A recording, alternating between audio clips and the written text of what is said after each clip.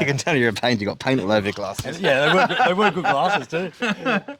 So Dave, what are your 3 tips for somebody painting on a budget? Okay, I would narrow it down to 2 or 3 colours, buy sample pots, put in different areas of the house to see what they look like in different lighting. Yep. You don't want to pick the wrong colour, get the paint made up and hate the colour. Okay. Also, don't buy the paint in small quantities. It will cost you too much. Yep. So don't buy 1 litre or 2 litres or 4. You want to buy 15s. And do the preparation properly. Don't just slap paint on. You do have to do the preparation. Fill holes, gaps, sand. Sand. Yeah. So is there a difference between cheap paint and premium paint? Definitely. It's that old saying, you get what you pay for.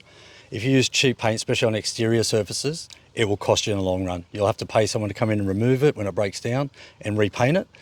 Inside, you probably won't be able to clean the walls. It'll just look grubby. If you've got kids of these living handprints, you'll be scrubbing it, and you'll probably find the paint will actually come off. Okay. So, but you can, all the big names have ranges of paint. As long as you get somewhere for Taubmans or Dulux, the mid to the premium, you can't go wrong. Okay. Yeah. I heard British paint is the best.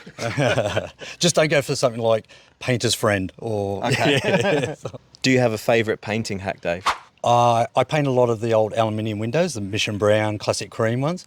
Instead of putting paper and tape, we put this product called Seal and Peel, where it's a liquid, brush it on the glass, it dries to a plastic film, then we do the windows, paint them, cut around it, and when we peel it, it leaves razor sharp lines, and it cleans the glass at the same time. Sweet. And the windows look brand new. Sweet. Yeah.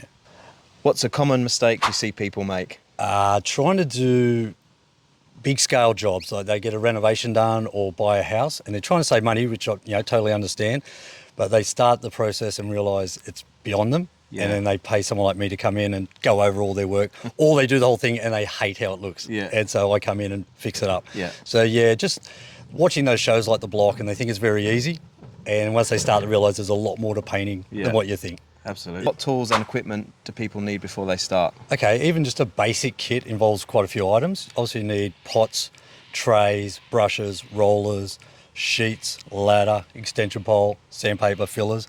That'll get you going. But then as you start finding as you go along, you think, oh, I need this, I need that, and you go buy all these other ones. But that's a basic kit. So DIY versus professional, at what point should they call you?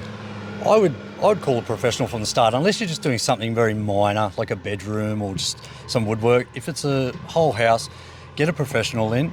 You'll get a top finish, which will add value to your property. Yep. Also, peace of mind of knowing they have the correct insurances. Yep. And you get someone like me, I give a 5-year workmanship guarantee. So it's just that Fantastic. peace of mind. Yeah. Thanks for all that information, Dave. Right. How can somebody reach out to you? Best way is phone 04 02 123 815.